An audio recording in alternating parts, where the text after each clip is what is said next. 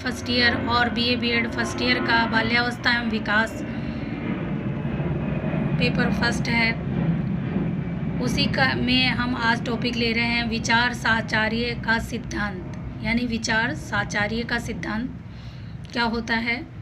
तो देखिए, विचार साचार्य का सिद्धांत अति प्रसिद्ध सिद्धांत है। इसका अर्थ है दो या दो से अधिक विचारों का इस प्रकार संबंध कि उनमें एक की याद का आने पर दूसरे की स्वयं याद आ जाती है। उदाहरण के लिए, दूध फैल जाने पर बालक रोता है जब वह पहले कभी दूध फैला चुका है, जिसकी वजह से उस पर डांट पड़ चुकी है और वो रो चुका है। अतः जब वह दोबारा दूध फैलाता है तब उसे डांट पड़ने की अपने आप याद आ जाती है और वो रोने लगता है।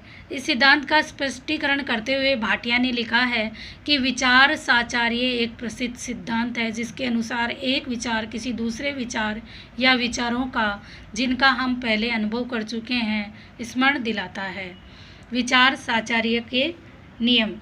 विचार साचार्य के नियमों को निम्नलिखित दो भागों में बांटा गया है। एक है मुख्य नियम और दूसरा है गौण नियम। मुख्य नियम समीपता, समानता, असमानता और रुचि के नियम, और गौण नियम में है प्राथमिकता, पुनरावृत्ति, नवीनता, स्पष्टता और मनोभाव के नियम। तो सबसे पहले हम मुख्य नियम के बारे में चर्चा करेंगे। मुख्य नियम के अंतर्गत सबसे पहले समीपता का नियम है।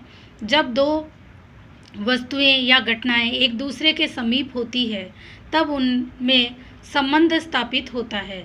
जब दो वस्तुएं या घटनाएं एक दूसरे से समीप होती है तो उसमें क्या होता है, संबंध स्थापित होता है।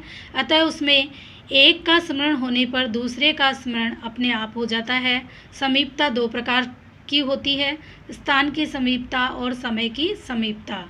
अलमारी में घड़ी और बटुआ दोनों रखे रहते हैं। हम घड़ी को देखकर बटुए की स्वयं याद आ जाती है। हमें घड़ी को देखकर बटुए की स्वयं याद आ जाती है।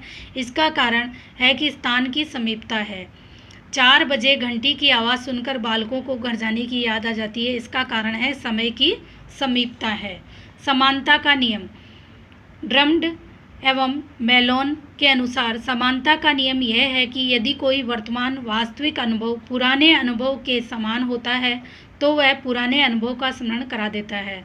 समानता अनेक बातों की हो सकती है, जैसे अर्थ, दशा, रंग, ध्वनि, आकृति आदि।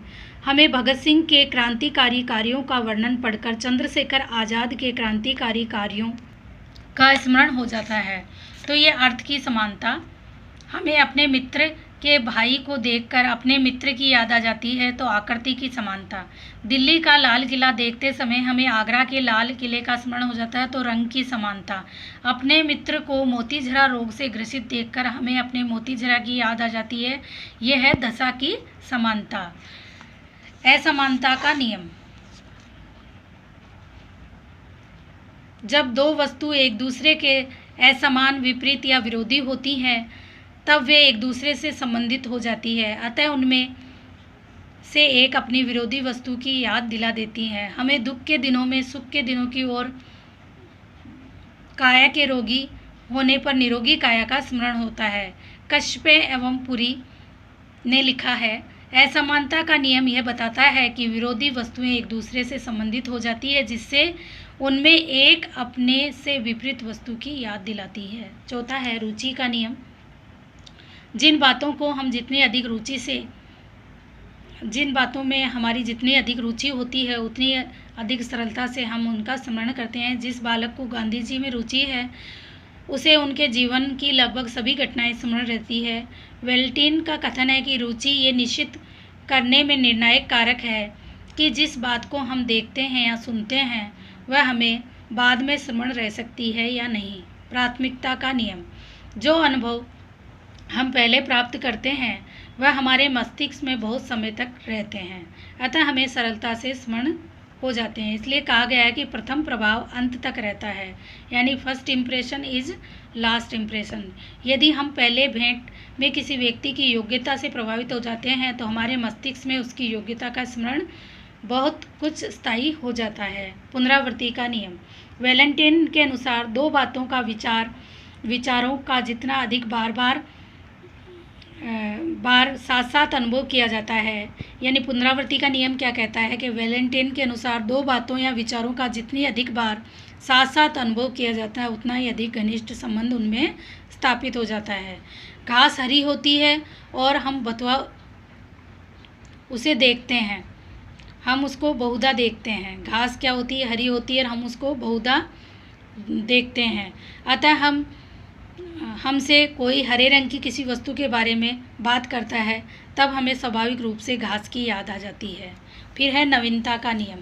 जो अनुभव जितना अधिक नवीन होता है उतना ही अधिक सरलता से उसका स्मरण किया जाता है। यही कारण है कि छात्र परीक्षा भवन में प्रवेश करने के समय तक कुछ न कुछ पढ़ते रहते हैं। स्पष्टता का नियम। B.N. झा के अनुसार विचार जितना अधिक स्पष्ट होता है उतना ही अधिक सरलता से उसका पुनः स्मरण होता है। बालक जिस पाठ को जितने अधिक स्पष्ट रूप से समझ जाता है उतना ही अधिक देर तक उसको स्मरण रख पाता है। तो ये हो गया स्पष्टता का नियम। फिर है मनोभाव का नियम। व्यक्ति के मन में जिस समय जैसे भाव या विचार होते हैं वैसे ही अनुभवों का स्मरण होता है। दुखी मनुष्य केवल दुख और कष्ट की बातों का स्मरण कर सकता है। तो मनोभाव, जिस प्रकार का भाव होगा व्यक्ति उसी प्रकार के विचार करेगा। अगर दुखी होगा तो दुख का अनुभव करेगा और उसी दुखी बातों को स्मरण करेगा। भाटिया ने लिखा है कि जब हम प्रसन्न होते हैं तब हमें सुख व आनंद की बातों का स्मरण होता है और जब हम दुखी दशा में होते हैं तो हमारे विचारों में भी उदासीनता आ जाती है। तो इस प्रकार से विचार साचार्य के नियम हैं, उनकी हमने चर्चा की है। आशा करते हैं आपको समझ में आ गई होगी। धन्यवाद।